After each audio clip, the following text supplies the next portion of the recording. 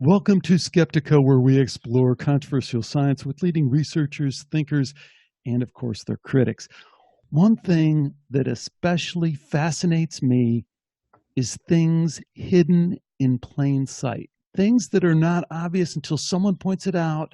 And then once they do, you're like, yeah, I kind of knew that. It's hard for me to imagine a better example than the stars in the sky and the universal stories that are told about those. I mean, why all the epic myths? Why the heroic warrior god adventures? And why the heck are all civilizations from all different parts of the world telling the same story? Think about that last one for a minute. So there's this ancient guy in Polynesia sitting on a surfboard looking up at some random blob of stars, because that's what they look like to most of us. And he's telling the same sacred story as some Viking in Iceland who's buried up to his waist in snow, and the same story that some African tribesmen hold sacred as something that's been passed on forever. That's not supposed to happen. That's not explainable by our current understanding of how anthropology works. We don't have any archaeological evidence to support why all these civilizations would be connected in that way. Well, today's returning guest, David Mathisen, has almost single-handedly changed the way we think about stars and the star myths associated with them and this hidden in plain sight kind of thing that I just talked about. His books, Star Myths of the World, Volume 1, 2, 3. I think you're up to Volume 4 now, aren't you, David? Yeah, Volume 4 is Norse Myths, and it was published in 2018, Alex. You got to see, I'm one volume behind. Hard to keep up with this guy. And he's got a bunch of other books that we'll introduce you to. Excellent books. Overwhelmingly clear, convincing, I would say at this point, undeniable evidence for the universal star myth hypothesis.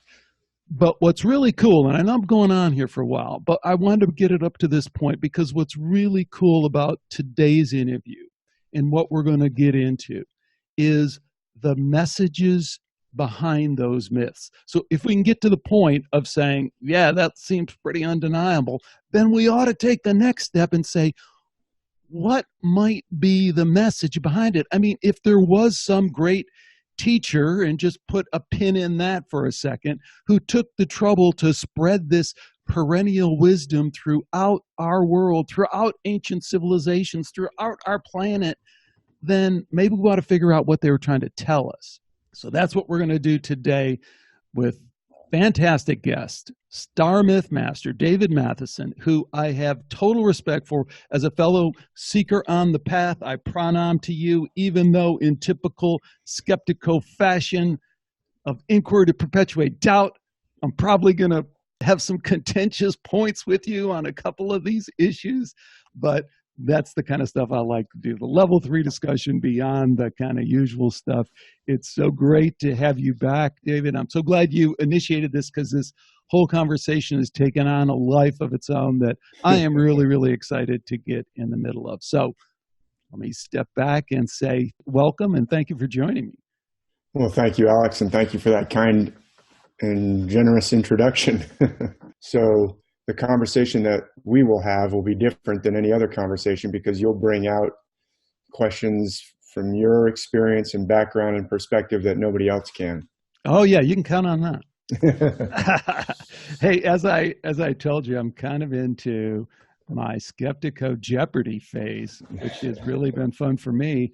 I hope people are receiving it well. And that's what I thought we'd play today as a way of kind of framing up this chat we might have. And for those who are listening to the Skeptico Jeopardy board, here it is: stars, purposely concealed, authentic self, the spiritual path, contact modalities. On that wall, myth versus history, academia, and ancient aliens. Now, we really probably ought to start, even though I did a long introduction, with stars, because that's what this is about. And On your website, your excellent website, I picked up three phrases that I think are kind of key to the whole thing. So I explained what the star myth thing is, but please do it in your own language. And the three words are verifiable, universal, and profound. Profound, invisible realm that it opens us up to. So maybe you want to kind of take off on that. Great. Yeah, I'm already liking your format. So I'll take stars for 100,000. And if you hear, That's it. 100. I like the way you up the ante, buddy. That's it. Go right, big. this is a game where you can only win the money. You can't actually lose money. I can't lose 100,000 with this question, can I? Good. So yeah, I've got my dog is calmly sitting nearby. He likes to be nearby. So if you hear any distracting noises, don't blame me. It's he's in his place. So star myths, the phrase I like to use is that virtually all of the world's ancient myths, scriptures, and sacred stories, as you said in the introduction, are based on a system of celestial metaphor. And people sometimes say, what are you talking about? Well, to make it even more precise, I would say virtually all the characters and episodes of the various myths, whether it's the myths of ancient Greece, the Norse myths, myths from the Pacific, like you alluded to in the opening, or from the Maya, or from North America, Africa, Australia, virtually all those characters and the episodes can be shown to be based on specific constellations. The problem that many people have in getting their minds around even what I just said is it's very difficult for most people to envision the constellation because we haven't been taught the constellations. That might be in a different square on Jeopardy. But for one reason or another, if I say, even to somebody who maybe reads astrology columns every day, if I said, can you sketch out the stars of Sagittarius or the stars of the constellation Gemini, they might have a difficult time actually sketching out the stars, the outline, or even pointing them out to me in the heavens, even though they know very extensive knowledge about the system of what Gemini represents, or what characteristics are associated with Gemini. Right. But Well, David, once, I mean, just to yeah, interject, and sure. you do this all the time. I mean, the modern understanding of those constellations are that they must have been really, really bored and had a really wild imagination, because to look at those random patterns and see what they see doesn't make any sense. That is the modern interpretation of it. So you kind of have two levels to bridge there. One is people are dismissing it because it's like I can't see those things up there. And then number two, even if you pointed it out to me, I'd say, well, it's just kind of silly from a bunch of people who are really bored and had a vivid imagination. That's right. Sometimes the term pareidolia comes up, seeing shapes in the clouds. Well, we all can do that. Pareidolia is the human tendency. Some say it was an evolutionary tendency to see faces, because if you're an infant, a smiling adult face could be your means of sustenance. So we kind of start to see faces everywhere. Oh, look at that tree. I see a face in it. There's a term for that called pareidolia. Carl Sagan actually talked about it in this essay he wrote called The Demon Haunted World, where he said, oh, people kind of imagine demons, it's kind of an angels, it's kind of a outgrowth of pareidolia. So I'm trying to put the full weight of the anti-argument, and I'll actually even say one further. We have to bridge even a third thing from what you said. You're right. How do you say, oh, that's just pareidolia. Dave, you're just seeing some shapes that you see. I don't even see those. I see different ones. Who's to say you're wrong, or you're right and I'm wrong? But even further, excuse me, I swallowed like a piece of dust. Even further would be to say, now, it would be very unlikely for a culture in Polynesian islands scattered across the Pacific to connect those stars the same way as ancient Greece on the entire opposite side of the globe, without any contact. I mean, not too many people in academia would allege that ancient Egyptians were in contact with ancient Maya or ancient Polynesia or Pacific Ocean. And some constellations, people could say, well, you know what, the northern crown is very distinctive. It looks like an arc. I could see that being imagined as a necklace or a crown in many different cultures, because humans wear necklaces. We all have necks. They wear crowns. We all have heads. That constellation, I could see that cropping up. But some of these connections are so arcane, so obscure, and some of these constellations are very difficult to pick out, even if you know what you're looking for, that it would be very hard to argue that around the world, people imagined the same constellations and imbued them with the same characteristics. And yet that's what we find in the myth. So I'm setting up an even higher goal or high jump that I have to try and jump onto. And yet this is just what the evidence overwhelmingly suggests. Yeah, exactly. I mean, you don't even have to get very far into this. I mean, you are truly, you're a researcher. I mean, you used to teach college there at West Point, right? So that's right. You understand academia. You understand what it takes to convince, a body of intelligent people. And you've way overshot the target, right? I mean, anyone who picks up your book, volume 1, 2, 3, 4, I mean, you're just going to be blown away. There's no way this stuff can be explained away. And what's left is this huge mystery, which never will be explained away, because at least that's my contention, is that's part of the process.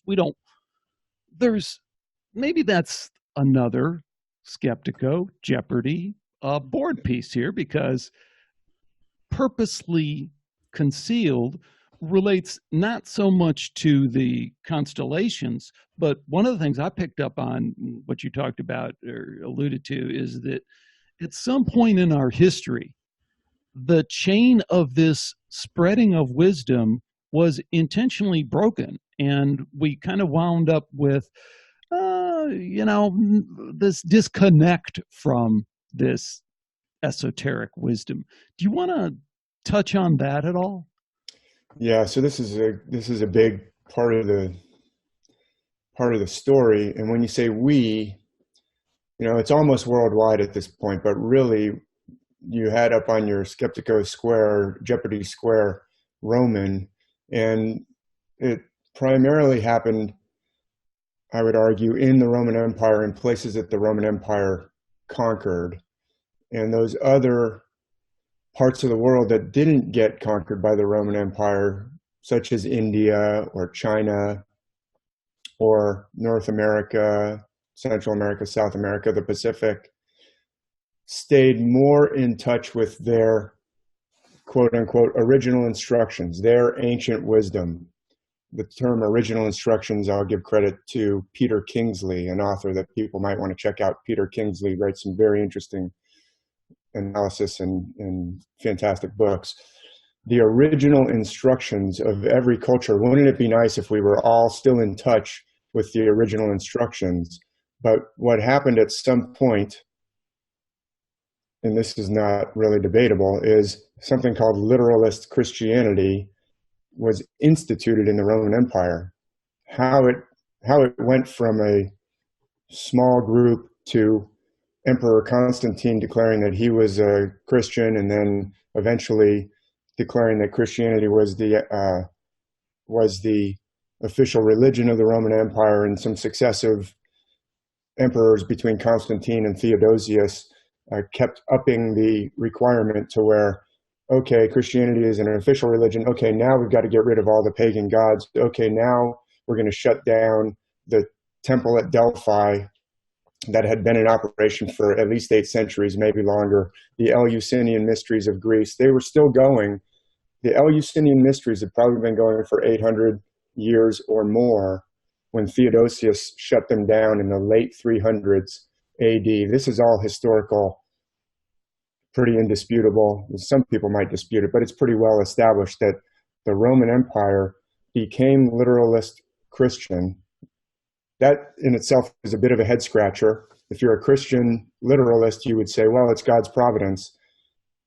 It would be pretty hard to take over the Roman Empire Well, by force. we have to throw in there the kind of counter explanation for what's going on with Constantine and the Romans. And it's Okay. uncomfortable for people because it sounds so conspiratorial, but to me it's the best way to line up with the facts. One, the church, quote unquote, that Constantine establishes is really an exact reboot of the Roman existing system that they have with the 12 pillars and the 12, whole thing. And then further, this is ushered in with serfdom, right? So rights of all the subjects are taken away. You can no longer own land. You can no longer even choose what job you have. You have to choose the profession of your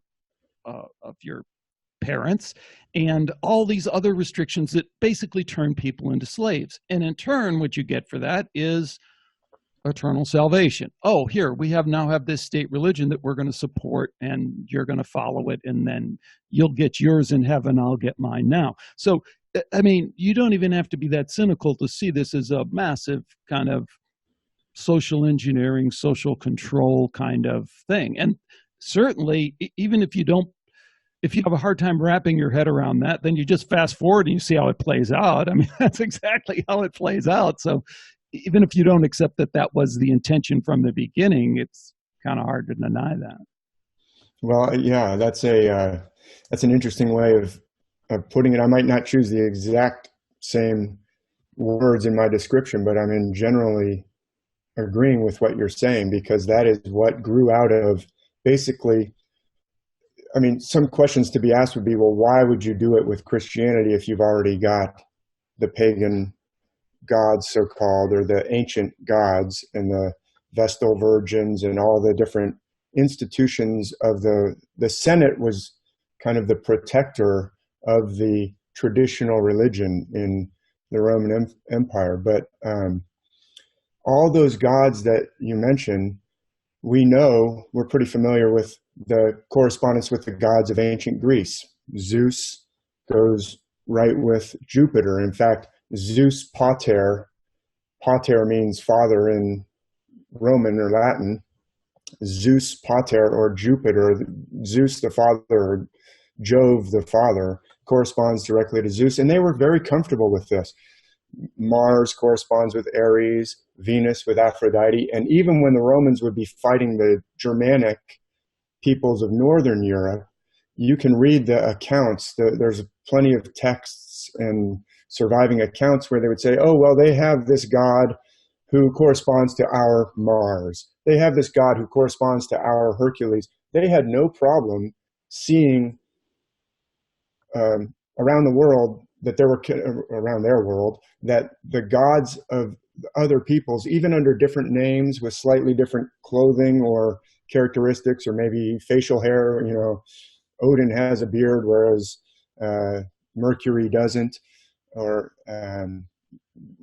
some slight different ways of worshiping, they still perceive, well, this god corresponds to this god. And even today we have Thursday, Thor's Day, in Latinate languages or Romance languages, is named after Jove, Jueves in Spanish, or Miércoles, Mercury's day. That's our Wednesday, Odin's day. Really interesting. That correspondence was understood. So why did they have to get rid of that system, or what? Yeah, but hold on. I mean, that's awesome, and I'm with you on all that. But in there, I think is the answer to the question that you're asking. The reason that they had to do it, they didn't have to do it, but that whole strategy was a co-opt and conquer strategy, right? So they weren't interested in really assimilating with the Germanic people. That was just a way of butting up to them before they slit all their throats, right? So, I mean, they go in and they say, hey, you know what? We're a lot alike. you got Saturn, we have Saturn, you have the, all this kind of stuff. So, but then, I mean, the Druids are still going to be slaughtered, right? So it was mass extinction of the Druids. It's not like they really respected the religion. This is a Roman kind of deal. I mean, Romans conquer, that's what they're good at. So the fact that they did the reboot for Christianity, I understand you don't have to go there, or you don't go there, and you don't have to go there. But to me, that seems totally in line with what they always did. It's a kind of the bait and switch. Give them this, take it away. That's my take. Yeah, well, I mean, this is an interesting conversation, and it's not the area that I taught at the college level. So, professionals in this area might take exception to the direction that we take it. But I might suggest that the Romans had an empire that was very successful because they did things slightly differently than some other empires. They were actually very syncretistic or syncretic in that they would say they weren't really the cut everyone's throat when we conquered you empire. Certainly, I'm not suggesting they were cuddly and friendly. They were hardcore, very effective fighters, but they would generally say, hey, we'll set your gods up right here next to our gods. They weren't necessarily evangelistic with their gods. They, like I said, they would say, oh, well, we correspond him with Hercules. You want to have or her with Venus. You want to have a temple to Isis? And actually, the Isis mysteries became a big deal in Rome. And that's really coming obviously from Egypt. So it's really Christianity later on in the time of what you're talking about, the feudal system that was set up after Rome, quote unquote, fell. We could talk about that too. It was actually more convenient for these large families that now had lots of land to say, hey, let's get rid of these pesky emperors, because emperors are a pain. They're constantly overthrowing one another and causing havoc and having all these intrigues. And this emperor marches, this wannabe emperor marches in, gathers up a bunch of troops, marches in to attack the existing emperor, and it just messes up our economy. Let's get rid of that emperor, and we can have a much more lucrative system of collecting rents off of all this land that we've got. So,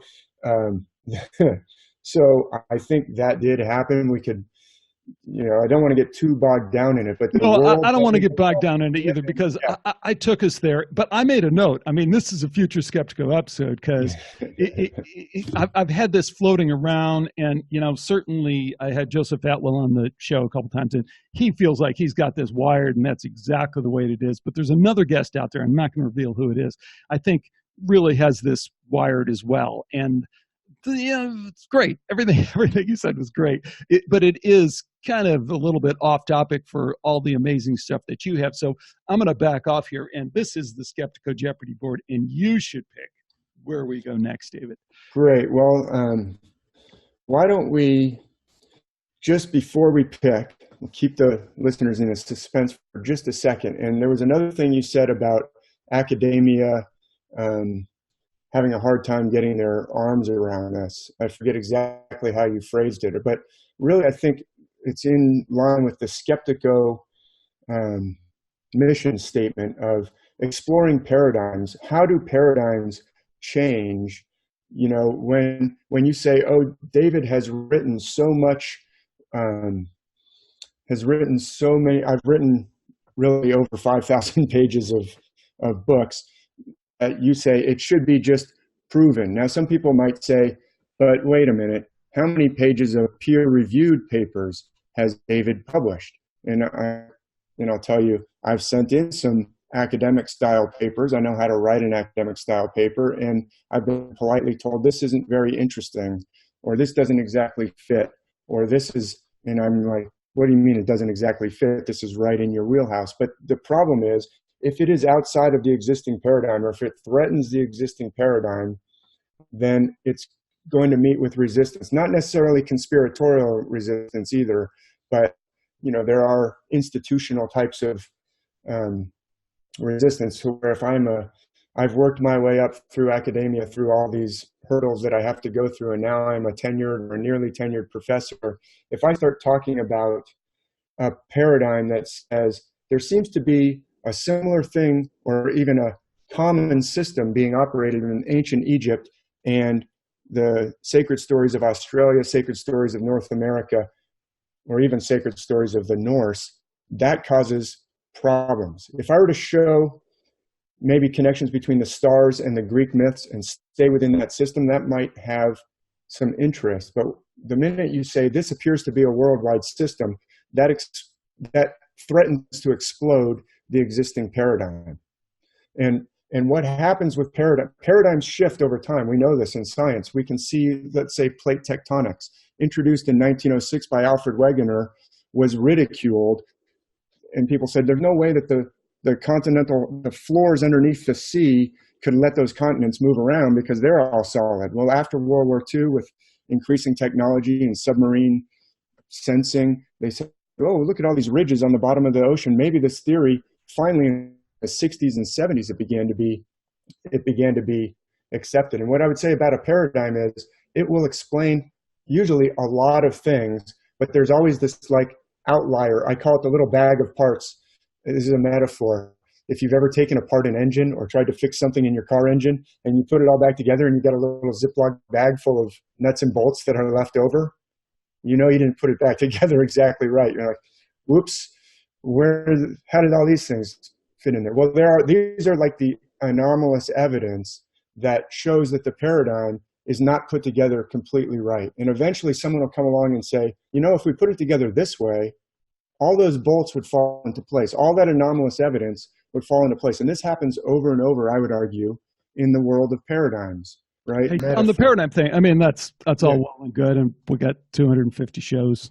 But I would agree. I would disagree on a couple of fronts. I mean, number one, the fact that there's the paradigm change and it changes one funeral at a time is true in one sense. In another sense, there's an organized, systematic effort on the part of certain individuals, and there are different groups for different things, whether it's medicine. You know, they don't want the paradigm to change. There's economic interest often involved in this. So it's not like it's a fair game. It's not like everyone's trying to do their best out there. And it's just, you know, oh, I'm so my ego of my thing. No, it's organized, right. Controlled, it's systematic. And with regard to this latest thing, I mean, what amazes me and what has happened over and over again, just on the recent episodes of Skeptico, I'll have guests on, and they're fantastic guests, and they've done all this research. But you got to do this silly double talk kind of thing. You got to say, you know, you've done great considering you've been in academia for 30 years, and you got to hold to some bullshit line. I mean, the last guest I had on, Gregory Shishan, you know, same kind of thing. Super, but, you know, he's got to be very careful. He's got to talk in this, we have to consider the postmodernist that no experience matters. It's like, no, we don't. It's totally freaking absurd. No one in their right mind would wrap their head around these crazy ideas. Or it's the guy I talked to before that in anthropology, same kind of thing. I have to tread so carefully. So I don't even like to, we have this false equality when we say, oh, well, you know, we have to kind of give equal time to the consideration of these nitwits who won't let go of their theory. I don't want to go there. Okay, I hear your frustration there. And I'm not in academia, so I'm not trying to not step on anyone's toes. I'm quite critical. But I would say there's room to say there is probably venality at work in some cases, venality, what I was just describing, you know, people who, I don't want my job to be threatened. And then there is also, I would certainly grant you, and I'm certainly not shying away from the explanation of there's also conspiracy or conspiratorial interests at work, power interests, economic interests, big time power and economic interests, going all the way back to what we talked about with the Roman. So I'm glad we touched on the Roman, because that gave shape to the Western, basically the Western Roman Empire gave shape to Western Europe, which was controlled by large landholding families calling themselves noble or aristocrat, meaning I'm better, and the church. And those two were basically a revolving door back and forth between those two, and they controlled everything. And that's really, if you want to get into the left-right split, it came out of France and the Enlightenment's attempts to try to, hey, let's try and improve on this feudal system. Let's get rid of this collect rent for just basically sitting back and, hey, I wonder how much rent rolled in today from my lands. I need to go hunting. We'll see what the peasants send me today, and getting rid of that rent collecting system is still a struggle that's going on today. So, but hold on. I mean, back to what we're talking about here in terms of academia kind of throwing the holy water on your work. Well, why? That's never going to happen. And I'd go further. Here I am. I think I'm kind of defending your position, which I don't know how we got switched in roles here. But like you said earlier, I mean, there is no reasonable explanation. On one hand, if you go to anthropology, there's no one who would say, yeah, those ancient Polynesians and the Mayans and the Romans and the Africans and the Norse, they all created these myths this way. No one says that, right?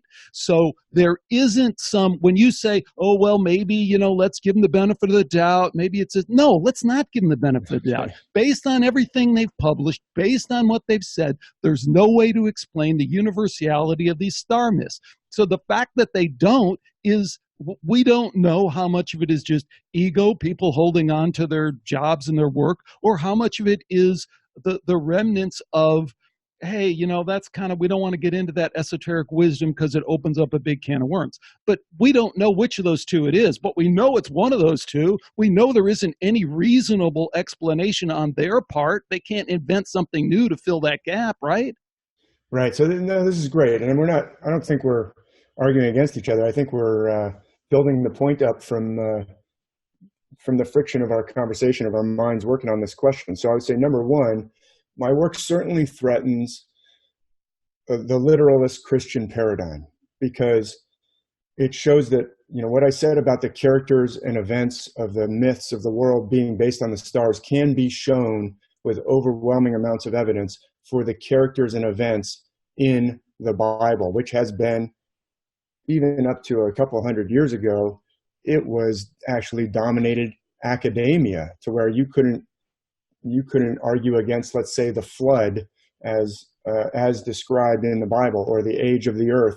And so there's a tremendous backlash that happened against that within academia. But anyway, this threatens that, but it also threatens, so you said, well, there's nobody talking about all this because there's really no way to explain it within their current paradigm. There are ways to explain it, and we're going to explore some of those. You could explain it by, well, it could be some kind of collective unconscious. That's what Jung said, or some kind of psychic connection, or it could be that's totally off the table. Right, well, that's off the table because we have a materialistic science that doesn't acknowledge that. So because they've accepted a paradigm. I'm going to hammer you on this. I'm going to hammer you on this because you're going to go far afield with all these different explanations. I get into this all the time with my other stuff. Inside the paradigm, there's no way to explain this. Period. Why do we have to try and let them back in the door? Well, here's what's happening. Let me go back to my engine being put back together wrong metaphor. What I'm holding up is not just a little bag of nuts and bolts. I'm holding up things like, here's a crankshaft. How do you forgot this?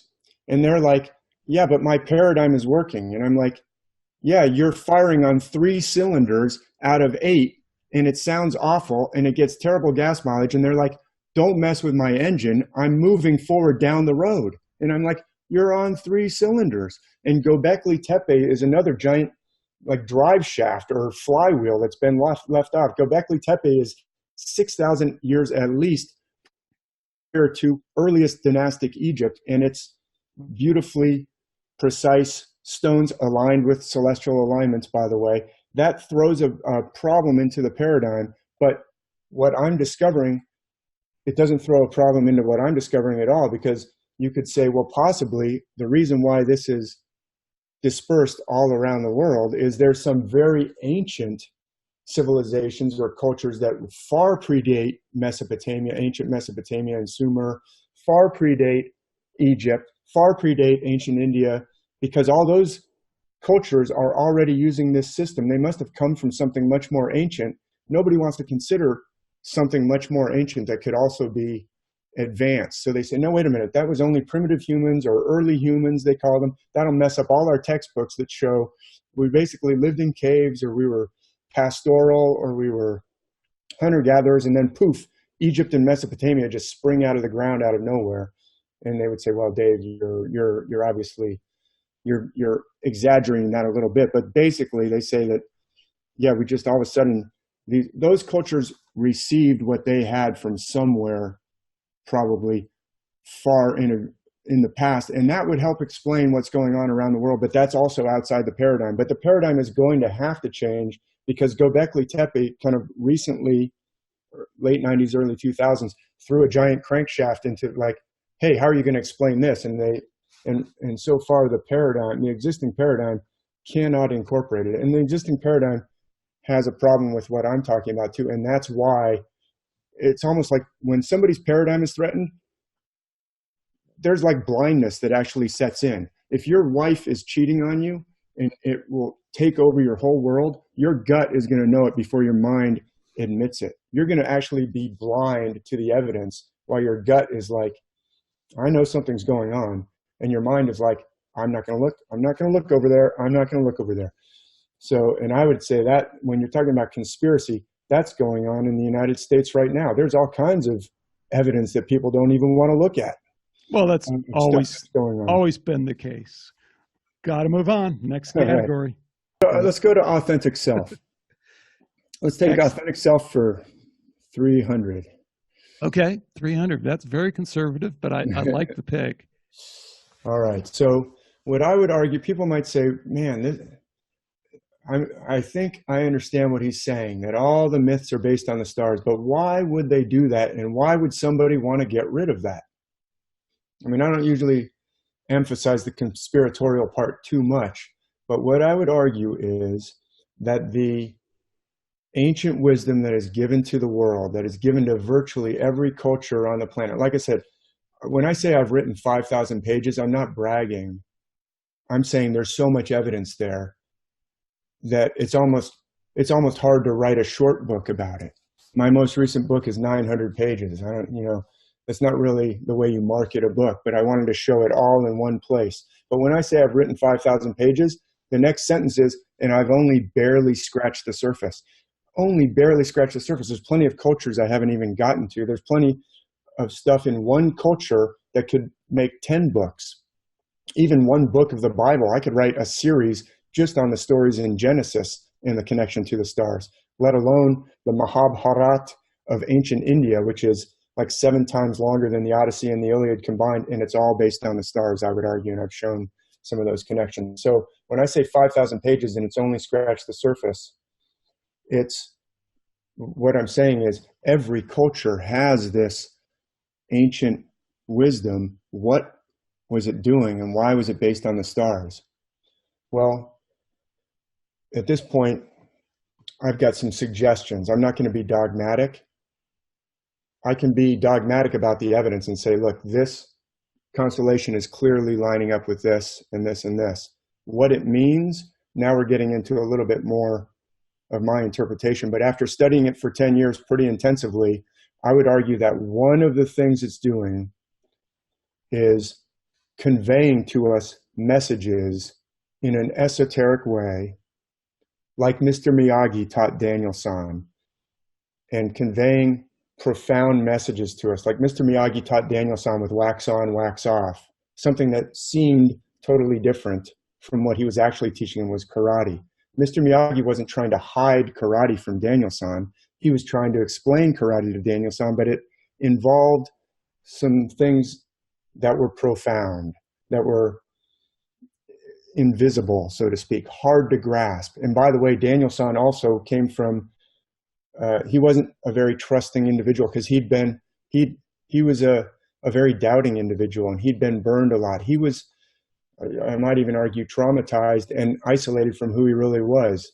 But David, the natural question that rises up is, yeah, who would do this? Yeah. And why would they do it in that way? Right. Right. Because hold on, because you talk about this. I've heard so many interviews with you, and we did Yeah. an interview before, and it seems like we get up to this point and we talk about all this great stuff and reintegrating with yourself and the twins, and isn't that this, which fantastic stuff. I'm all into that. That's me, man. That's me, non-dual spiritual seeker. But what you're saying really begs these questions of who would do this in such a manner as this? Because if we accept your 5,000 pages, then Hmm. there was a, this is like a very human kind of teaching.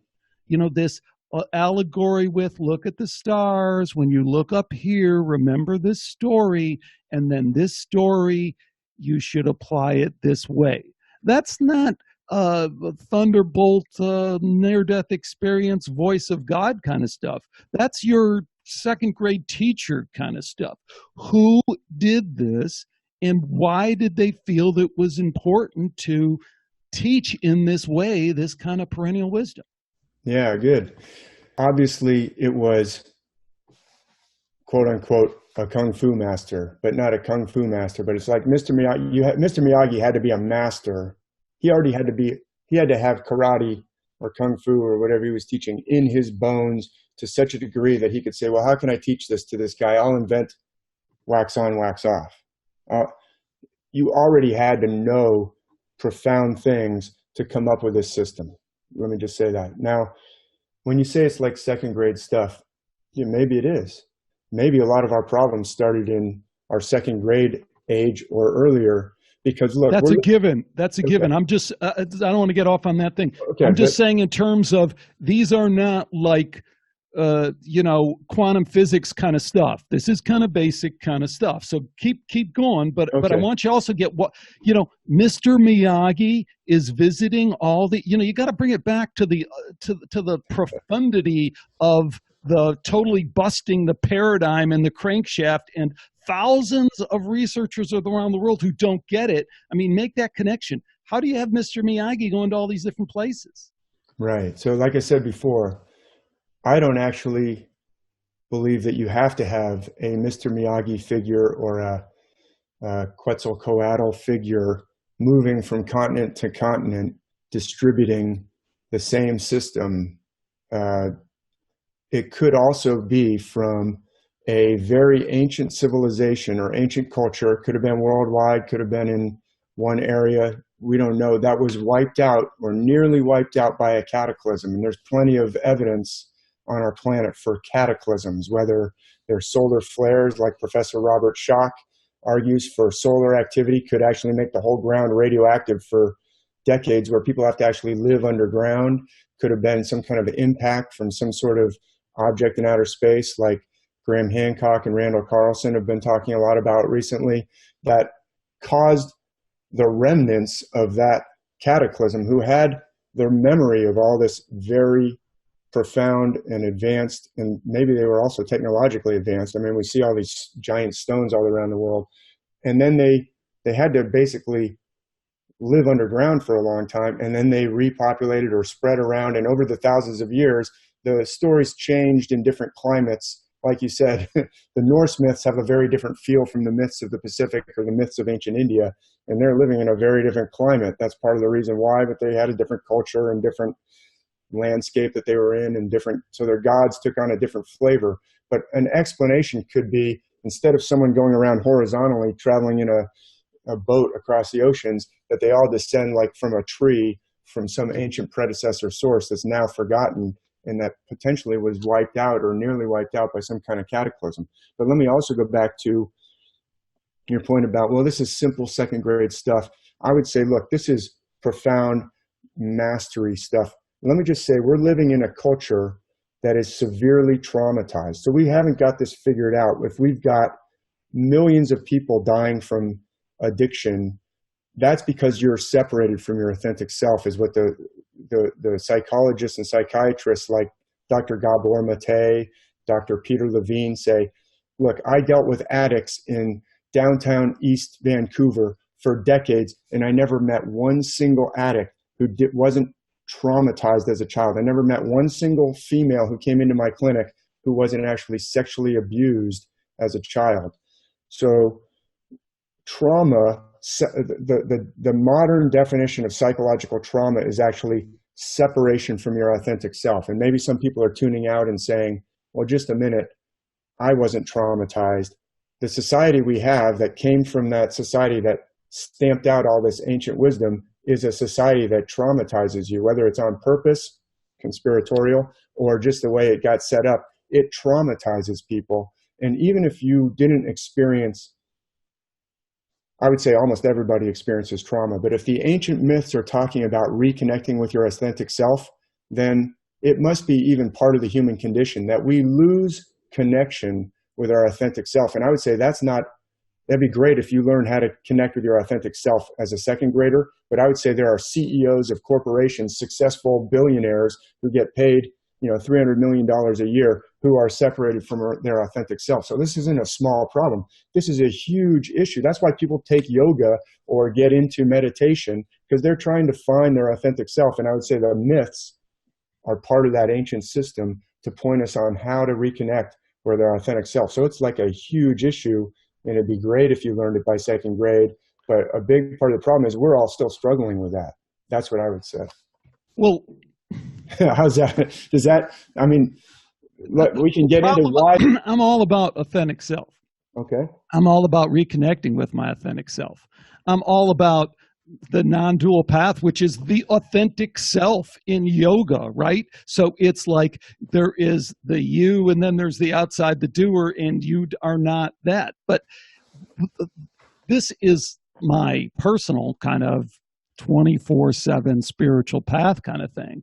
But what interests me and is challenging to me as well is that we have to connect that with the world that we live in.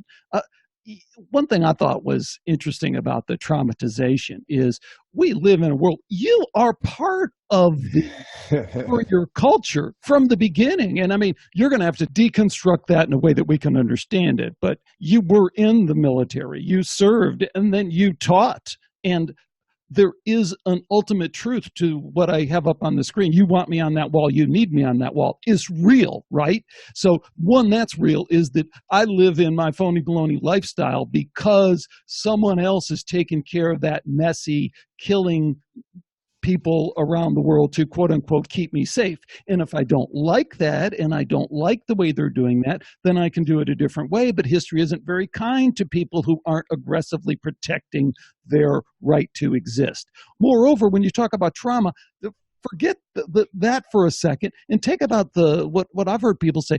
We live by the descendants of people who engaged in hand-to-hand combat and murder on a mass scale. They were the winners, right? So whether it's the Vikings that came in there and just mass killed everybody, or Genghis Khan, who, or the Romans, behead the 10 heads and leave one alive. I mean, we are the descendants of these mass murders. So there's enough trauma there. So I'm just not comfortable with quickly putting all the pieces together because of the Gemini constellation has some esoteric wisdom that we all should have gotten on from the beginning. Okay, interesting. Lots of stuff to dive into. So let me talk about, you talked about we're all in society, and therefore, we all get a bunch of stuff laid on us, whether you went into that particular part of society, like the military. Yeah, I graduated from West Point. They use some stress-based training during beast barracks and plebe year, and we could spend the rest of the time talking about funny, quote unquote, funny stories of stuff that they do to you when they're screaming in your face. I graduated from Ranger School. I graduated from Airborne School. I graduated from the 82nd Airborne's Jump Master School. That's a particular part of society that lays a grid on your brain even more heavily maybe than other societal pursuits that people could engage in. But the connection with society is part of what separates us from our authentic self. And I'll go all the way back to the very earliest human record that we have is the the Mesopotamian clay tablets that were found in the library of Ashurbanipal. contain the Gilgamesh epic. And in there, you've got Enkidu and Gilgamesh, who are almost twins. But Enkidu is this wild man. He lives out in nature among the animals. He's naked. He's covered with hair. And Gilgamesh is the king, and he's 2/3 divine. And Enkidu lives among the wild animals, and he's connected with the wild animals until he gets entangled with society. And the first part is through sexual intercourse with the temple prostitute Shamhat. You see, the king is approached and said, hey, there's a wild man out in the woods. And Gilgamesh says, no problem. Just take this beautiful temple prostitute Shamhat out there. Once she sleeps with him, the animals won't want anything to do with him. In fact, he'll get tangled into society and he'll become one of us, which is exactly what happens. And that myth, that most ancient tablet that we have, shows Enkidu, after he sleeps with her, he finds the animals run away from him. He no longer has strength in his legs to keep up with them. Like in the Rocky movie, Mick says, women, ruined legs, rock, stop that. So that's what happens to Enkidu. He's like, I'm not the same man I was before, but now I'm getting a haircut like Samson. I'm starting to eat bread and wine. Where have I heard that in other myths before? That's the first thing that he's given. Some people say, well, it's bread and beer. Doesn't matter. It's the same constellations. This is all related to constellations. But what it's showing is once you're connected with society, you can't go back to the state of nature. Enkidu can't go back to being, you can't undo. It's like they said after we've invented the atomic bomb. But isn't that connecting with ourself, connecting with our authentic self, is going back, is the journey back? So it's actually a journey, yes, but it's not back to, Enkidu doesn't end up where he was before. He meets up with Gilgamesh. And actually, I would argue that Gilgamesh and Enkidu are not two people. Castor and Pollux, one twin is divine, one twin is mortal. They're not two people. It's like I've been lately using the Lord of the Rings. Gandalf the Grey, before he falls with the Balrog, and Gandalf the White, they're not two people, but he's different afterwards. And Gilgamesh and Enkidu, they become so close that they're as close as a husband and a wife, is what it says. And modern academia says, oh, good, we can talk about homoerotic ancient literature. I would say it's not homoerotic ancient literature. I'm not saying you can't see that in literature, but it's actually two sides of one person. That's why the Bible says there's a friend that sticketh closer than a brother. It's closer than a brother because it's in you. You have to refine your authentic self, and your mind. You showed some pictures of like Yogananda and meditation. Your mind is not you. It's part of you. It's a tool, but it can run away with you. It can trick you. Your mind has to be put in its place. Like my dog, thinks it owns the house. And when a mailman comes up with a package, my dog thinks he has to defend the house. And I have to say, hold on, you don't own the whole house. Go sit over there. That's what your mind does. Your mind is this defense mechanism that you've developed because you live in society. And that defense mechanism. Right, but there are thousands and thousands of people and teachers who've spent millions and millions of hours trying to instruct people about these very things. This is the non-dual path. This is the monkey mind, sometimes they call it in India. Now, the problem with that is, we are going to get really particular because I do pranam to you. You are on the path, and I am on my own path. We can all only take this path ourselves. So I wouldn't agree with the language. I don't try and boss my mind around or wrestle with my mind or try and control my mind.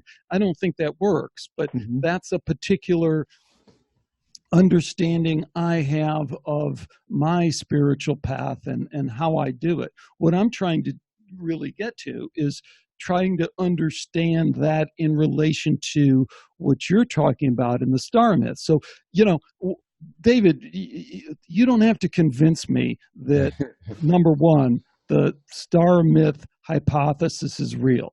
You don't have to convince me that it's hidden in plain sight from academic stick-in-the-muds who this totally blows their world away. You don't have to convince me that there is an perennial esoteric wisdom that talks about returning to our authentic self. What you do have to convince me about is, wait, I got a great picture for it. Let me pull it up. No, I already did that. Hold on. That it ain't aliens. Okay. It's like I got up on the screen. I'm not saying it's aliens, but it's aliens. Okay. So, But wait, Alex, you we jumped ahead to a new topic before you let me address some of the stuff you said at the start of this, where you said, I don't believe you have to boss it around, or that's not how it works for my mind. When did I ever say you have to boss around? No, okay, I said my dog.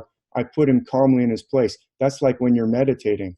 Look, those spiritual teachers that you're referring to, they use my teacher never taught meditation. Okay. Two Well, of my teachers never taught meditation. I think Because meditation. you know what?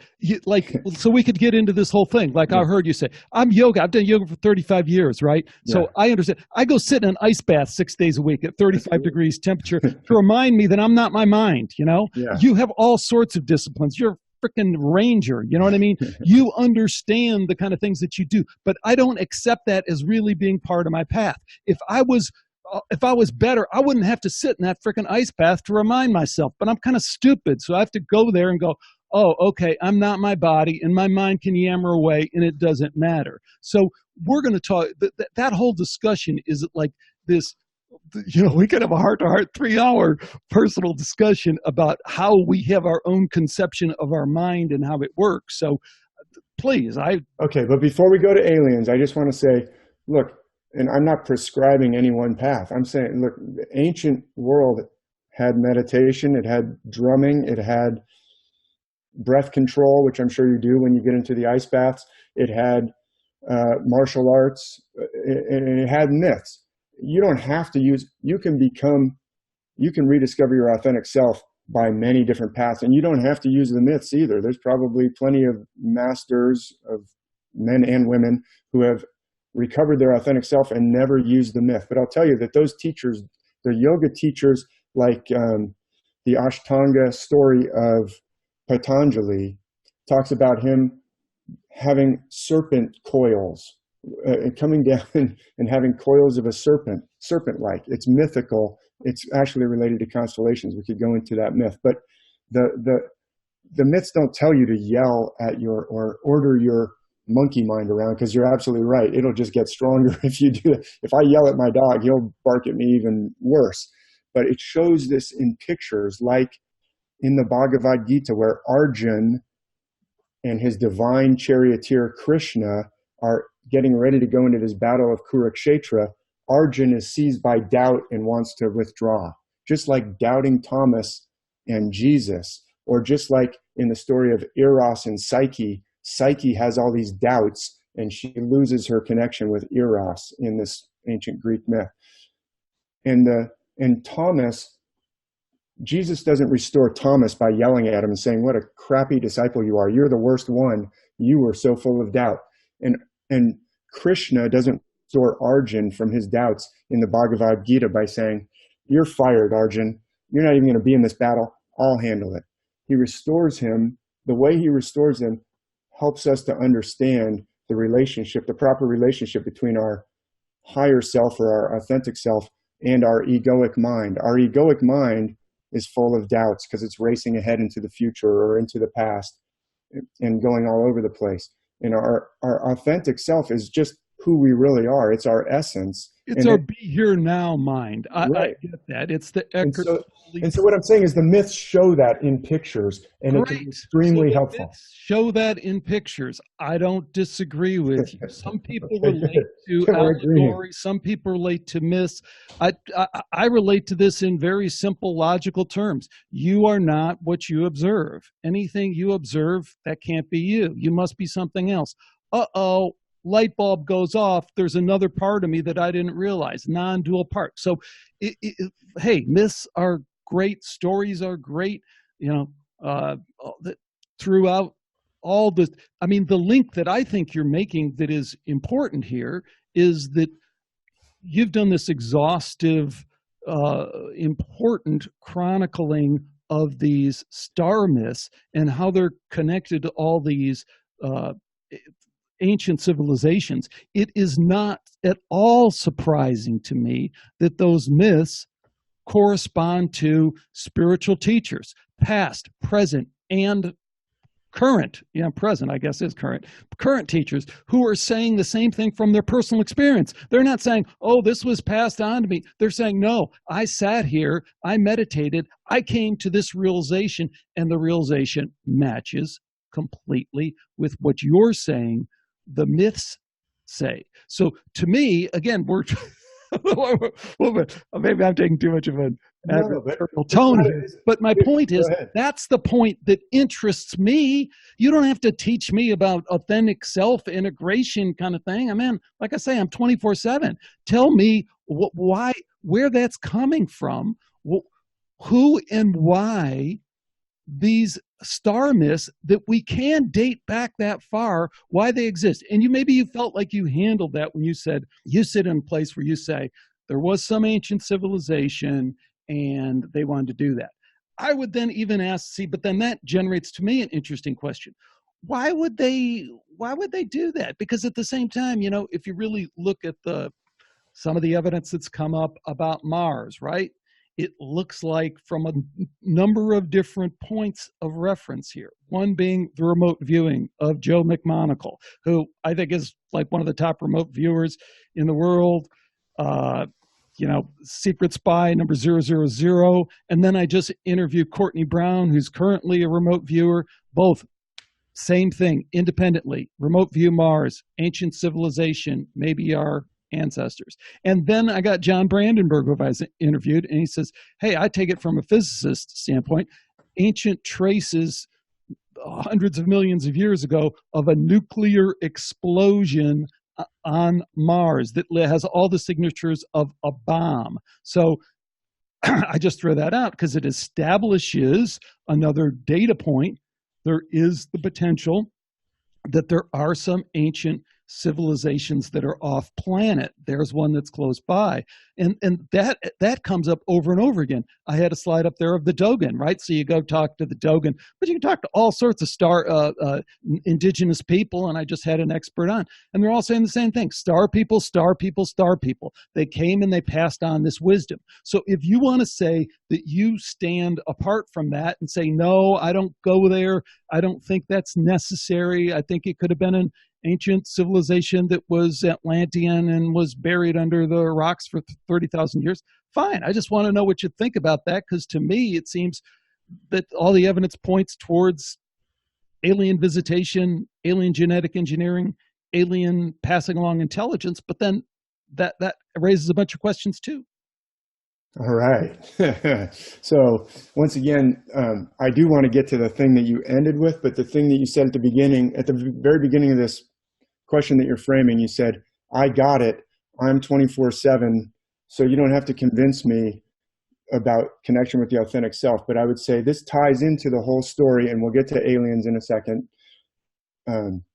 It ties in because we are not living in a society. I would say these myths were given to uplift men and women, prevent oppression, prevent tyranny. There are people who would argue with me about that and say, no, these myths are meant to bind you into religion. But hold on. So, okay, yeah, good. I think they're there to uplift people. It's great that you're 24/7, but there also has to be a societal component. We want to uplift others as well. Or we should at least be saying, wait a minute, off of the 101, and at the off-ramp, I see tent after tent after tent of people who are homeless. What's going on? Our society is not, we're not all 24/7 reconnecting with our authentic self. Our society is actually engineered to disconnect you from your authentic self. So you're looking for solutions outside of yourself by consuming this or buying that, or maybe the next person I date will solve my problems. And it's outside of you. And we're endlessly rushing after a solution that's outside. But David, a lot of people are going to point to you and say, what are you talking about? You are part of this military-industrial complex that has us dominating the world and living our phony baloney lifestyle by basically oppressing everyone else in the world. And that's what we've done. Now, you want to stand apart from that? I mean, I don't know. I'm certainly not in the military right now, and I wasn't one of the guys at the top. I'll tell you that. They weren't I'm a asking. part of it. I'm a They part weren't of it, and I asking. was never in the military. All right. But I don't want to give up everything. You know, by virtue of the fact that we don't want to give up what we have, I just that's a whole other discussion. And when you start talking about societal changes, there are a group of people who've always stood aside and said, "You guys can go play whatever game you want with this world. I am not." I am in this world, but I'm not of that world. That's the only thing that makes sense for me. Because as soon as you want to start going handing out money to people in tents, then you got a bunch of other people. I mean, I don't know how you solve that problem. If you want to go there, let's go there. But it doesn't make a lot of sense We to can me. go there, but let's go back to the military point. There's a proper use for the military. There's a proper use for strength, violence, or force, and swords and spears, and now we have rifles and other things. And that's to protect people, protect the weak. If I am protecting other people, if someone is about to be raped or murdered and I come in and stop them, that's a proper use of force. If I'm using it to go around and rape and murder people, that's an improper use of force. And I would draw a distinction between those two things. And when I was in the military, I thought that the US Army was for defending democracy, peace, and freedom. By the way, I had not yet learned all I've learned about the myths. In fact, I hadn't even started down this path when I got out of the Army. And I'll tell you that what I've learned about the myths have changed a lot of the things I believe. I was a literalist Christian at that time. I'm no longer a literalist Christian. I no longer believe that the military is being used for defending peace and freedom and democracy around the world. If you want to go there, we can go there. But the military is not being used to protect this country. It's being used to take over other countries and take their resources. Afghanistan is not going to invade us, and yet we've been there for 18 years. But what I'm saying is, I don't disagree. I don't deny that there's a proper role for force and militaries. My favorite of the ancient myths is probably the Odyssey. Odysseus was a badass fighter, right? But Odysseus, we see in that epic, we actually see into his mind. We see his mind running away from him at certain points where he starts to panic. And then Athena shows up and inspires him, and he stops panicking and gets back to the moment and actually survives. And time after time in that book, he would have perished when he met Circe. He would have perished when he met Scylla and Charybdis. He would have perished when he went down into the underworld, all these different times, but he had help from Hermes or help from Athena. What is that? So I'm saying, if you want to be a better basketball player at the top of your game, or a better, any human endeavor, martial arts or military arts, you will do better if your higher mind, or your authentic mind, and your egoic mind that is able to go into the future and the past are in harmony, and you will be able to realize your potential better. Now, what do you do with that potential? Hopefully you do things like defending the weak and helpless rather than oppressing the weak and helpless. So I think there's an individual component and there's a societal component. So I didn't want to leave that behind when you were saying, hey, this is all great and we're in agreement that we should be working on, ice baths or whatever it is that helps you get into touch with your authentic self. I totally agree with that, but I also don't think that we should, as you said, drop out from society completely and say, well, it's great, I'm reaching enlightenment, to heck with the guys who are I'm saying you can do that. But I am saying you can do that. I'm saying, yeah. you know what? Become more godlike, and everything takes care of itself. You don't have to get into figure out what would Jesus do. Just become like Jesus, and then you will do like Jesus. You don't need to figure it out. You don't need to figure out how to solve the homeless problem or how to solve geopolitical problems. You don't need to do any of that. Just be a better you, and then you will act accordingly. And however you act, whether you're like my good friend Rick Archer at Buddhist Gas Pump, who does a show with 500 shows with spiritual teachers, but can't wrap his head around the climate change scam and how that's just designed to eliminate rights and take rights away. So if you're an alarmist like he is, or if you're like I am and take more kind of, hey, I don't know why they're playing this game. I don't know why they did 9/11. I don't know why they did the coup that was the Kennedy assassination. I don't know why the pedophile rings, and the blackmail rings. I don't know that. I don't want to close my eyes from it, pretend it doesn't exist. I agree with you on the military thing. Our best hope is the U.S. Navy commercials, a force for good.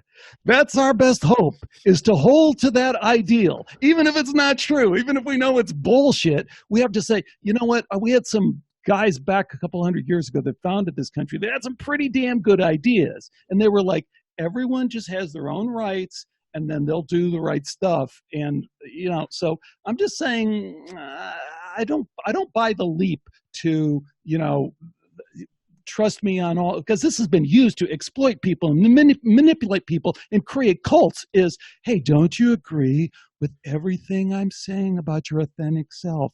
Now what we're going to do is this social movement. No, pause.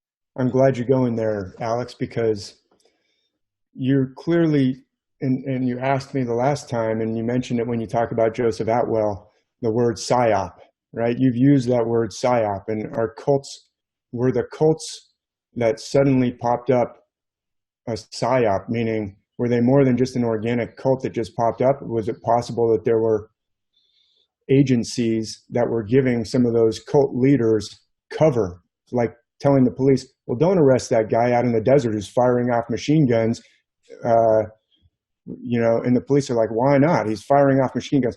Well, I don't know, but someone higher up said, don't touch him. And then it turns out it was Charles Manson and the family. What's up with that? So the cults actually is an interesting point, because what I told you about the higher self and the psyche, when Eros restores psyche, he doesn't destroy psyche. The cults are like, you need to get rid of your mind. They're a subtle distortion or twisting of what the ancient myths are trying to do. Instead of uplifting you, they're actually trying to turn you into a slave. But, and you mentioned Kennedy and all these things. I'm not sure if you were saying that just if you get in touch, maybe you were posing this as an argument that others do, that you think is a false argument. Well, if I get in touch with myself, that's the best I can do, and society will take care of itself.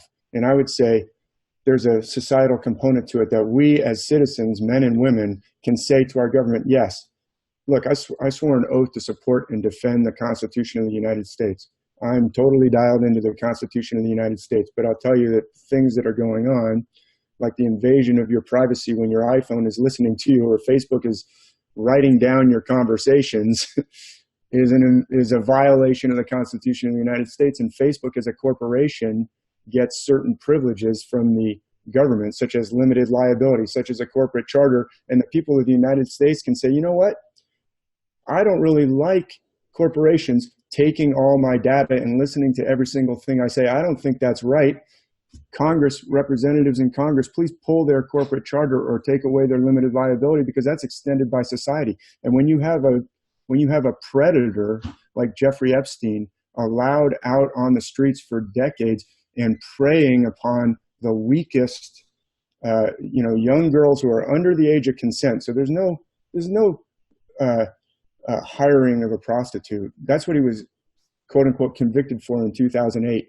You can't have a prostitute who's 14, 15, or 16 because they're under the age of consent in Florida where this happened. So citizens can say, hey, I meditate or I dunk myself in an ice bath and I get in touch with my authentic self. But at the same time, I demand that the social contract is the reason we have police and military and allow them to have machine guns when I'm not allowed to have an M60 in my house machine gun.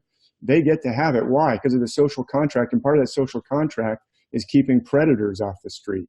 And if I see evidence that there's like predators being protected and allowed, then I think as citizens, you also have to get involved in that and demand, just a minute, I demand that my 14-year-old daughter be protected from pedophiles. Is that too much to ask? No, it's not. I don't know. Also, I'm saying it, though, I guess my point was, and I mean, this is kind of the world here that we're talking about. I mean, everything in the world is coming up in this conversation. And that's why I keep trying to bring it back to star myths, because that's your thing. Because like, I can't tell people how to process all the stuff that you just processed, because I sound like just another idiot old man with a bunch of opinions that are different from anyone else's opinion. What I can relate to about what you're saying is anyone who is on the journey, is on the spiritual journey, is on connecting with their authentic self, will organically come to the right positions. But I have to tell you, I know people who are on that path and they come to some pretty weird conclusions that are very different than the conclusions I did. And all I can say is, I pranam to you, my man, because you know what? That journey, I don't know where it's taking you, but that person, whoever they are, clearly you're on that journey. So uh, I Yeah, don't know. This gets into the nature of evil question, which I think is related to these questions that we've been talking about. I mean, that's a question that is interesting to me. I won't say it's important because I have some pretty fixed understandings of that. But who and why, in terms of the ancient myths, the who and why are the big questions to me. And then what is the relation between that force, that energy, that knowledge, and the evil? Because we do see evil. So, Jeffrey Epstein, yada, yada, we talked about him forever. I go back, I had an FBI agent on who infiltrated NAMBLA. hmm, Is interesting because Jeffrey Epstein is too easy for people to kind of relate to. And yeah, him and Trump ran around and they picked up some young girls and maybe they were too young. No, go to NAMBLA. Go to NAMBLA where they trade in 4-year-old boys, 3-year-old girls. And then when they're done, they trade them off and then they make films and then they ultimately kill them in a lot of cases. So the reason I even go there is not to kind of shock people or anything like that, is to say, if you have any doubts about the existence of each evil, I won't even go to the nature of evil, but the existence of evil, then that kind of brings you to, oh, okay, I get it. That is of a different ilk. That isn't just something that we can easily understand. That is a force that we do see over and over again. So, what is the relationship between that force and the perennial wisdom of the myths? That's the kind of stuff I'm interested in. yeah, absolutely. And the reason I raised the Jeffrey Epstein issue was to point out that you can't. There's nobody who could argue that if I just get in touch with my higher self, whether I do it through meditation, drumming, ice baths, yoga, or whatever method, then predators will be kept off the street. What I'm saying is you've got to have a social component as well as a self-improvement component. Because if I just worry about self-improving and think that that's going to somehow stop horrendous systematic traumatization of children by NAMBLA or Jeffrey Epstein, then you're wrong. But it So gets tricky. Some people will even tell you that in the grander spiritual scheme of things, including reincarnation and souls, that there is some contract and this is all playing out in a way that we don't completely understand, so that the victims and the perpetrators are actors changing roles. Now, I don't get into that. I don't endorse that belief, but I think there's an element of that that is somewhat undeniable, even when we look at our own history and how things emerge for us and stuff like that. So the only thing I'd say with that is, again, I'm treading lightly when someone says, grab the pitchforks and the torches because God is on our side on this one. It's more like, everyone's on a journey, and I wouldn't want to be Jeffrey Epstein and facing his near death experience or his after death experience and his life review where he feels the emotions and the feelings that he's inflicted on other people. I wouldn't want to be that guy right now. But beyond that, in terms of how I balance all the massive scales, I don't know how to do it. yeah, so I'm glad you brought that up because if like you said, the God is on our side. If you're, I would argue that if you're using your beliefs to justify the in violation of other people's rights, then that's a form of mind control. If you're saying, well, we can overlook the abuse and traumatization of those young children, sexual abuse, physical abuse, because of this passage in this scripture or that belief, then you're twisting it. Because the ancient myths show that the gods work their will out through men and women, that men and women are precious. Every single person is. So if you're using it to violate the rights of someone else, you're turning it upside down. And that's what I think actually happened with the imposition of literalist Christianity and wiping out the ancient beliefs in Europe, starting with the Greek and Roman gods, but as you said, proceeding to the Druids, then working their way up to the Norse myths, and then starting to jump the ocean and saying, oh, we better stamp out all the beliefs of the Maya. We better stamp out the beliefs of the North American, Native American nations. We better stamp out what's going on in the Pacific Islands. This has been a stamping out in order to excuse and justify. Well, see, I would say that the gifts of the earth, like oil that's under the earth, the ancient Greeks would say, well, that's a gift of Pluton or Hades. Everything under the earth, all the riches of the earth are given to that nation, those people that were allowed to be born there by the gods. And if I'm an oil company and I say, I want to drill in your country, and the people of that country say, great, that'll be 30% tax to us for the riches of the gods that you're taking out. And the oil company says, hey, politicians, could you take care of these pesky guys in that country who are saying we have to pay a 30% tax to them? Oh, no problem. We'll get our guy installed in there. He'll collaborate with us. We'll get that tax down to 2%. And if there's any pesky peasants in the way of where you want to drill, we've got ways of moving them out of the way too. So I think this is actually all related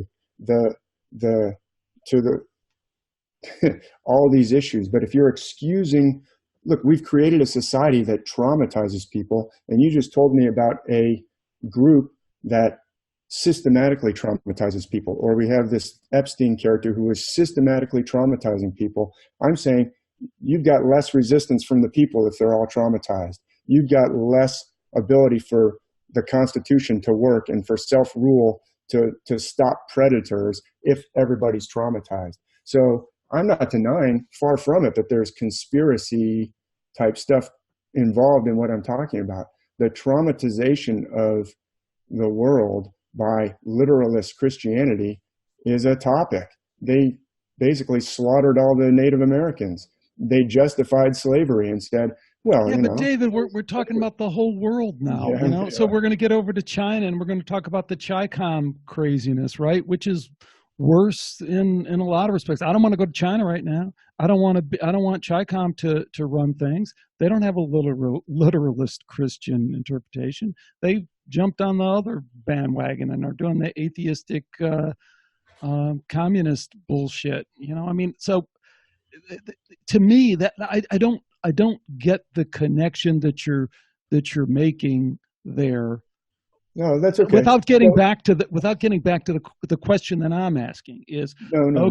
Who are they? Why are they here? And what's their connection with evil? Well, okay, so let me go to the aliens. You put up the interesting picture of Giorgio Tsoukalos there, and I've met him at Contact in the Desert. And the point on the alien thing is that there's a ton of evidence that points in that direction. So you don't have to go there. You don't have to go there, but you can't deny that there's just a ton of evidence. Part of your thing is that, and this is like another minor point, but it's one that I'd like to hear you comment on. We all understand that people are in Stonehenge and they're looking up at the stars. We get that. But one of it's a little detail point. It's a David Mathisen point. They weren't just looking at the stars. They were looking at the constellations, right? So constellations don't mean anything.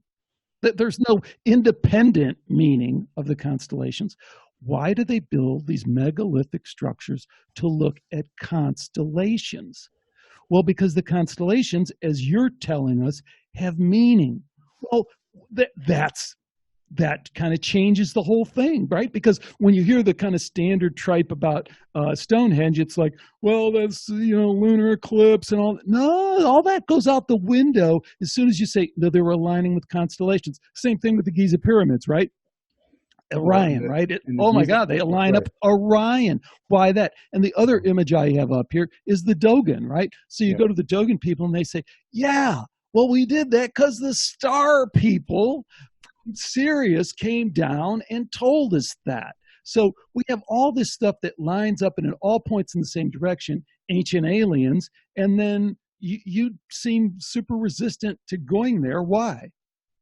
yeah. So I'm not actually resistant to going there. So people can go to my blog and search for Dogen and find blog posts I've written about the Dogons, more than one, the Dogon people, more than one blog post. And people can go and search on my blog for ancient aliens and find not just blog posts, but videos I've made about it. So here's why. Because I would argue that star people or these encounters don't necessarily equal extraterrestrials. I'm not ruling that out as a possibility. If I'm an investigator, if I'm Sherlock Holmes, I don't go into the investigation saying, well, I'm going to rule out the possibility that the butler did it. I'm not also going to rule out the possibility that the police might be in on it. I'm going to have all those options open. But I'll tell you that what I think is possible is that all this amazing correspondences that we're talking about, the connections to the stars around the world, and the megalithic monuments. I mean, first of all, the building of the Great Pyramid, they're slinging around some big blocks. And there's still controversy as to how those blocks got put up at those heights, because the ramps would have to be twice as big as the pyramids if it was ramps.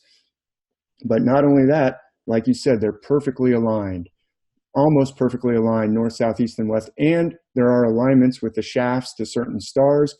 And there's even, this is a mind blower, proportional relationships between the size of our spherical Earth and the size of the Great Pyramid.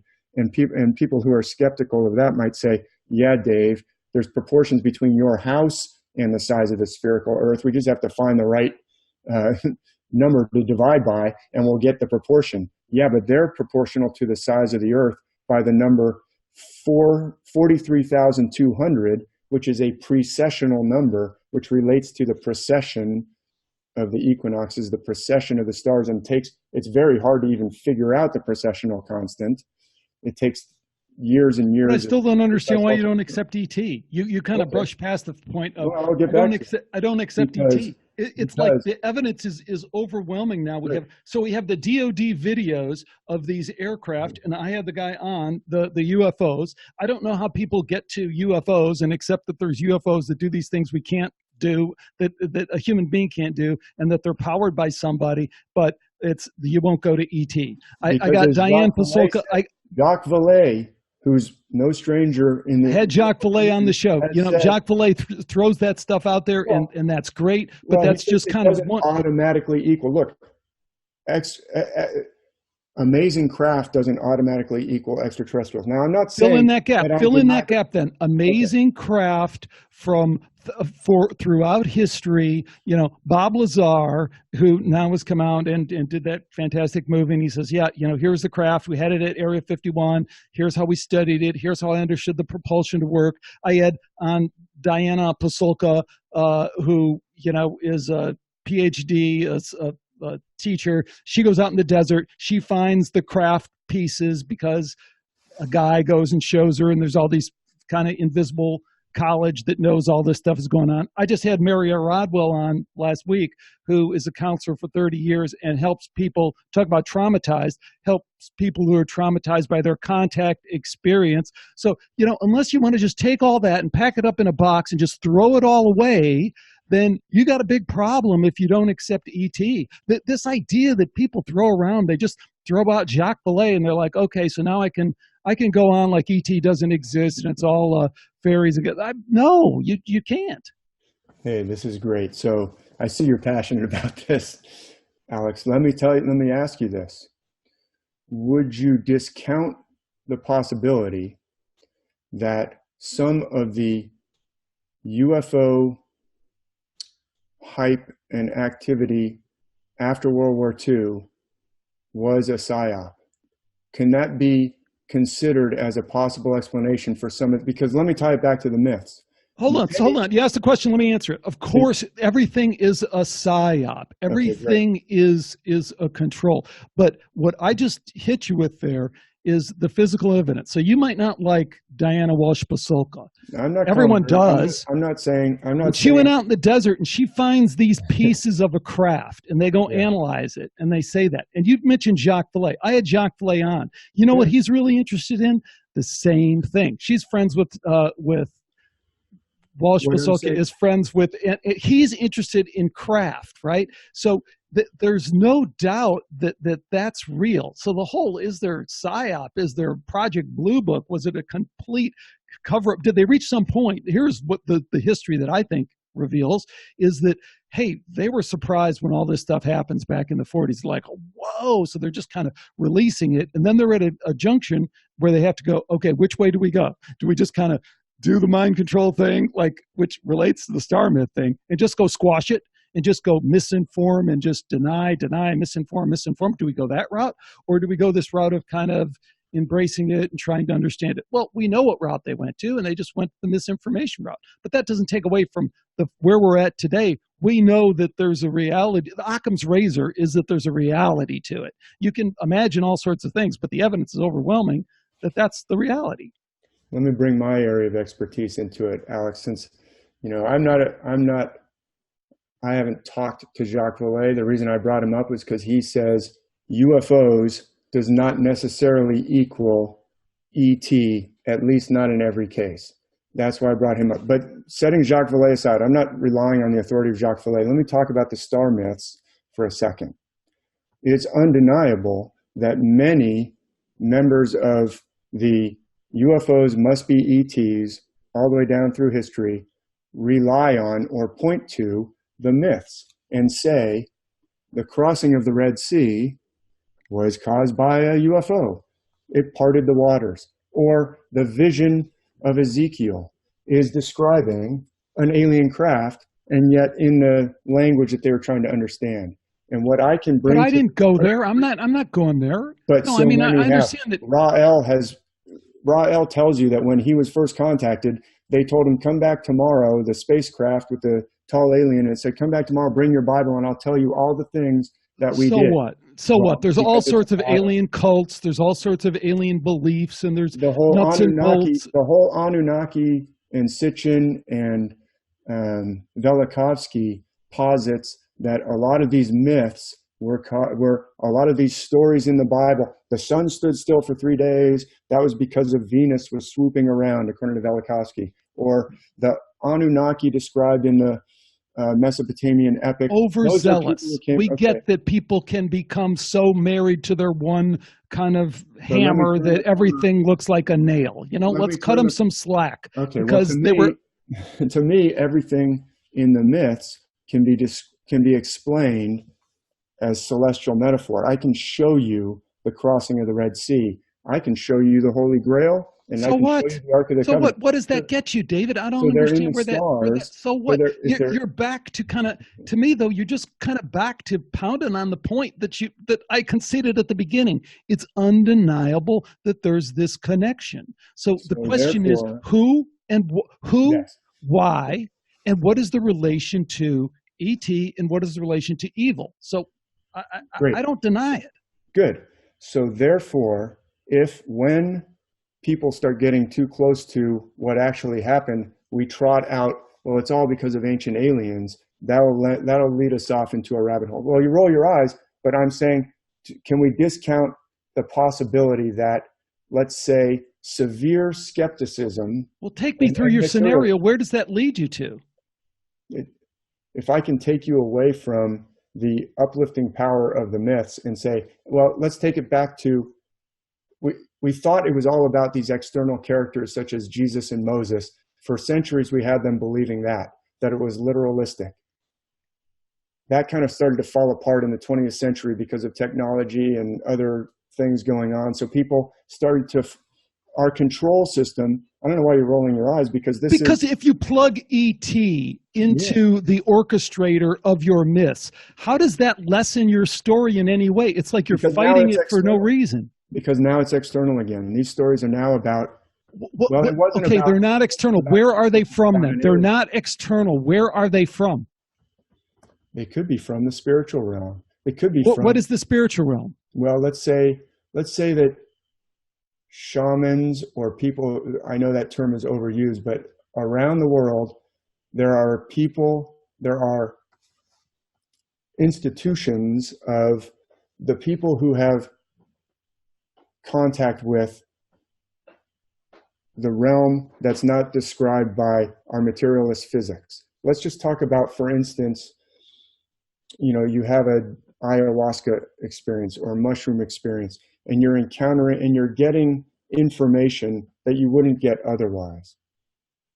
Or people don't need substances to do that. Drumming is used around the world, and drumming was actually outlawed by the literalist Christians. When they got up to northern Norway, they took away all the drums from the shamans. Right, but David, this is what I talk about all the time on Skeptical, right? I got 200 shows on near-death experience because not because I care about near-death experience so much, as because it clearly crushes the materialistic paradigm, because now we have a medical reason for that. So but, go over and take the DMT experiments of Rick Strassman, and when they reach those other realms, ET is there as well as all these shamanistic kind of things. Well, there you go. So ET doesn't. Well, no, there you go. Not. I mean, you kind of substituted one thing for another, but it doesn't explain the fundamental question of why would spirits, if you want to just put spirits in there, like you want to take ET out and then you want to put spirits in. Okay, that's your choice. And then you want to put spirits in. Tell me why the spirits did it in this way and did it in the stars, and then did it, with all these stories thread. I like your other explanation, made more sense, which is, hey, it was some, you didn't say Atlantis, but like some Atlantean ancient civilization that went around in boats. Those are two different explanations, Alex. I think we're actually in violent agreement, because you just said we can get information from the other realm. So these star people, you said, look, there's been zillions of star people encounters around the world. Why did those star people have to come from the planet Sirius? If I go into the realm of the gods and I come back and describe it as gods, or I come back and describe it as something and someone says, oh, that's an ET Gray or whatever, it doesn't mean that ET Gray came from the star Arcturus. I get you. This is the stuff I talk about all the time, but that's why I'm bringing it back to the star myth thing. And I keep bringing up the same question, and you don't, I guess we're not on the same wavelength, or you answer it different ways. But here's the thing. It's like, why is this particular esoteric wisdom? And let me back up and say, again, Dave, you're the guy, you're the man. You're the one who's kind of stood against the tide and said, hey, all this stuff is connected, and you got 5,000 pages, and now we have to go, wow, he did it. He single-handedly has established and made that undeniable. I'm going to the next question, which is saying, I've talked to all these different people. I've talked to mediums, I've talked to near-death experiencers, out-of-body experience travelers, DMT, ethnogen kind of people, all these people, shamanic people, all these people who are accessing the extended realm. I've never heard any stories about this kind of thing. There's nothing like this in any of the other literature, where they come down, if you will, that's maybe not right, where they come down and they say, we're going to put this in like a nursery school kind of book and say, here are the stars, here's the story, here's what to think about that. That is unique. There's nothing else like that. So why did they do it like that, do you suppose, from that extended realm, whether that extended realm was ET or not? Right. I mean, I actually think if we just take a breath, we are talking about, we agree about all this non-materialistic paradigm. And if you go back through my blog post, I talk about NDEs, OBEs, because to explain that invisible realm, it's like Mr. Miyagi explaining Karate Kid. Karate is invisible. The metaphor is karate is invisible. The myths are saying there's an infinite realm. You could call it the infinite realm. You could call it the dream time. You could call it the other world. I'm going to tell you about it. I'm going to use this broad canvas of the stars because they're perfect for explaining it. I'm not saying that the constellation Hercules is the god Zeus. The god Zeus is an entity that dwells in the invisible realm. And whether you want to say, well, he's part of your subconscious, Dave, okay, I'll grant you that. I mean, but my subconscious connects to the realm of the gods because our subconscious can somehow, there's people who woke up during the Vietnam War. This is an illustration I like to point out that shows that our subconscious knows a lot more than our mind can grasp. And any materialist will grant you that and say, yeah, your gut is gathering information that your mind doesn't even pay attention to. But our subconscious sometimes even knows things that it shouldn't be able to know. Like, I got a premonition that something horrible happened to my child, and I woke up at 2 a.m, and later I got a call from the Army, and that was exactly when he was in this firefight in Vietnam, and I'm a few continents away from Vietnam right now. Well, how did my subconscious get that message? Obviously, through the realm of the gods, or whatever realm we want to call it, but it's outside of the materialist paradigm. So how do I explain the rules, or not necessarily the rules, but the functioning of this invisible realm to people who their conscious mind or their egoic mind is going to choke on it? Just like how Mr. Miyagi taught karate to Daniel-san, whose conscious mind would have choked on it. He said, hold on, I can't just tell you about how to stop Johnny's kick. I got to show you wax on, wax off.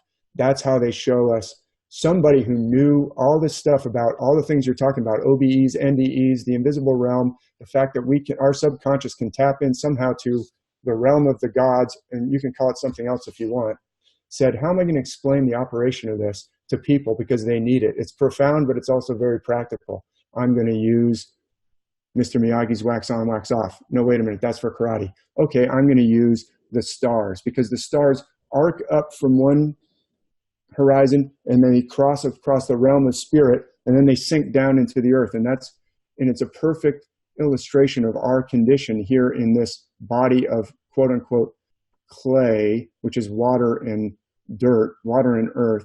That's where the stars go down into. They go down into the earth, seemingly from our perspective. Okay. And so it's a perfect way of explaining it. That's what whoever these people were, whoever these people, please don't say whoever these people were, because you just had a god doing this, and now you say whoever these people are. Do you realize that's kind of confusing? You can't say there was some god sitting up on a cloud, and one of the gods decided, hey, my way of going to do this is going to be through these star myths, and that's how I'm going to do it, right. Then you can't switch and then say these people, because then that's kind of out of the, so that, and what I'm pushing you on is that I've talked to all these different people who have accessed the extended consciousness realm, and that kind of way that you're thinking, it doesn't come up at all. So of course it does. All the shamanic, read Mircea Eliade's book, Shamanism. No, you're misinterpreting. You're misinterpreting what I'm saying. What I'm saying,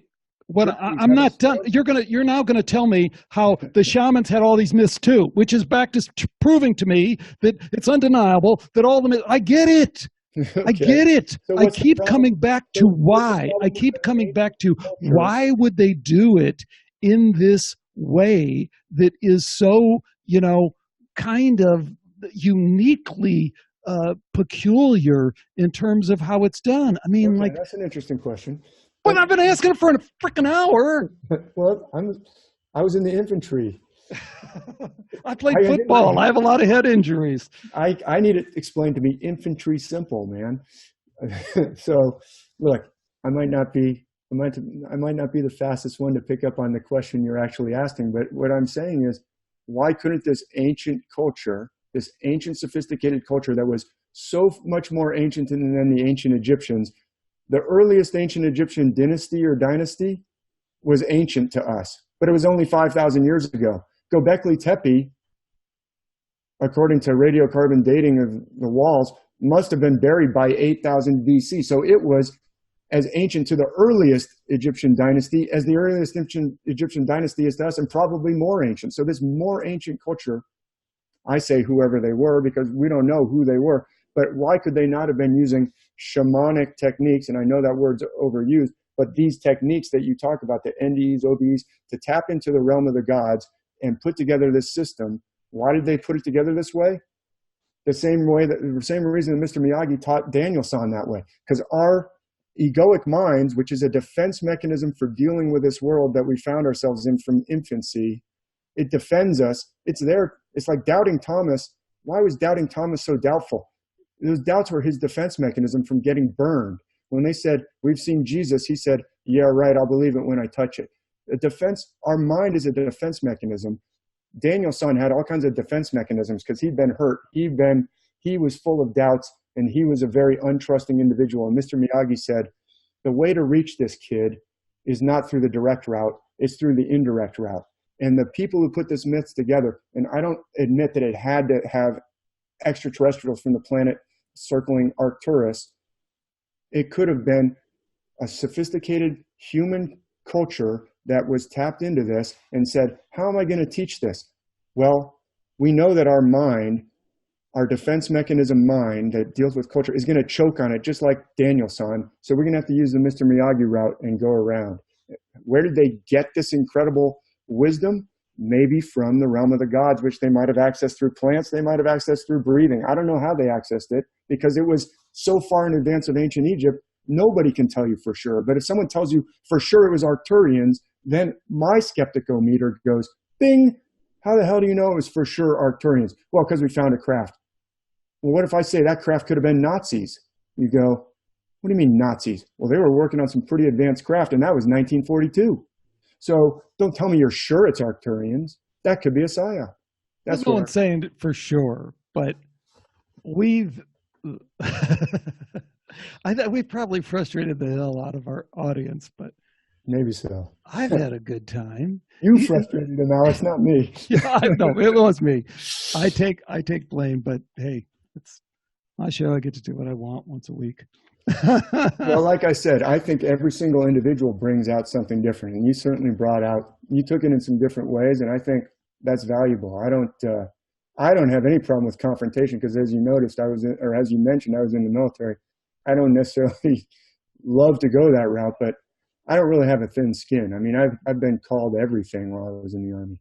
Well, we are confronting on, like we both have said, we're 90% agreement. And the most fundamental thing that you're saying is this return to self I've recapped the story over and over again, but it's phenomenal to think that the star myth hypothesis that you've established so beautifully has this deeper connection with all the great wisdom traditions that tell us that the real journey is the journey to ourself, and that's the journey that we should put foremost in our life. And then there's all these awesome stories that are inspiring. I mean, it's not my cup of tea, but it's inspiring to so many people and has been throughout the ages. And is that final question, and then we'll leave the skeptical board for a minute. What is your personal kind of way that you like to kind of learn and relate? And I guess, why do the myths and allegory, why do you think that draws you in? Because I like to see connections. That's a really good question. I like to see connections between things, and that's what metaphors do. They show connections between. It's like, I want to show you this new concept. I'm going to connect it to something that you know a little better to get you across the river to this other side. And I'm going to use some stepping stones that will help you across that river. And that's what the myths, I think, are doing. I mean, that's what Mr. Miyagi's doing with Daniel-san. Daniel-san had no conception of this martial art that he wanted to teach him. So he taught him through something more familiar and got him to the other side. And it's like a magical moment that everyone remembers when the lights finally go on for Daniel-san, like his mind jumps across the river. Well, these connections between the stars, what are these constellations if not us connecting the stars and then connecting them to our condition in order to convey these, like I said, profound but also very practical truths about about yourself, and then each and every other man and woman you ever meet, that they have this invisible component as well. And that's why we have to respect. And we had this kind of discussion that got a little heated, but I recognize that every single other person that I meet is this other has this divine component that's down here wrestling with this physical world. It's like, that's why they say namaskaram or namaste is that part of me recognizes that part of you, and we're down here wrestling with this. I don't get mad about that. And if we all took that view, then maybe we would be more better off as a society. But anyway, I do actually have a hard stop in like 4 minutes. So if we could, let's do that. Then I'll tell you what. But I think it's been a great conversation. Oh, I so appreciate it. The work is phenomenal. I've said that enough. So, David, you write some, as you alluded to, some fantastic blog posts that cover a variety of topics. You podcast as well.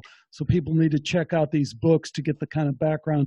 But where can they stay more up to date on your kind of minute by minute stuff?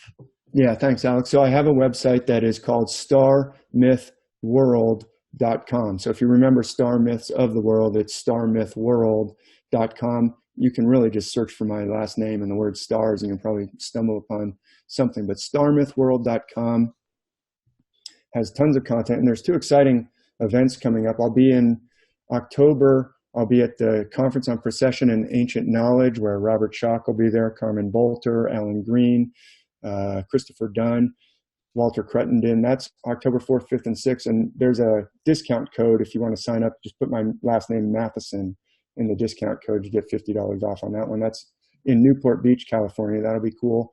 Lots of great speakers will be there. And then there's another event in April of 2020. That one's almost sold out. It's with the guys from Grimerica. I know you know them. And also a couple guys from the Brothers of the Serpent podcast, a newer podcast, really interesting. That'll be in the high altitude desert near Bryce Canyon. We'll be going to Bryce Canyon to look at the stars, talk about the myths and all these topics that Alex and I just discussed. That'll be in April of 2020, and that's contactatthecabin.com. So you can check out the details there on that. It's almost sold out though. Awesome, yeah. David, fantastic. You're great, man. Thank you so much for joining me. Thanks for going in that direction and keeping me, under pressure causes you to articulate more clearly what you're trying to say. So I'm all for it.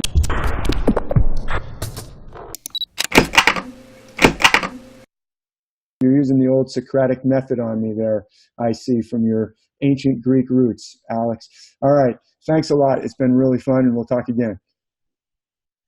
Thanks again to David Mathisen for joining me today on Skeptico. Final question I guess I'd tee up from this episode. And since I probably frustrated the heck out of Dave with this question, I might as well ask you all, who created the star myths? So if you've listened to that show, I don't need to add any more context to that, but I would love to hear your answer. The best place, if you're interested in interacting with me and other listeners, is probably through the Skeptico forum. You can find it from the Skeptico website, which is at SKEPTIK. And while you're there, of course, you can find links to all our previous episodes, over 400 of them, all available for free download. You just get the MP3 and you're off and can do what you like. Thanks so much for joining me on Skeptico. I do have, I think, some really good shows coming up. I'm continuing to just kind of pound on these issues that are important to me. I'm trying to figure some stuff out. So this show might sound a little bit different from other book interview shows you hear, but hey, that's kind of my agenda, if you will. So I hope you stick around. I hope you share it with anyone you think would be interested in it. And until next time, take care and bye for now.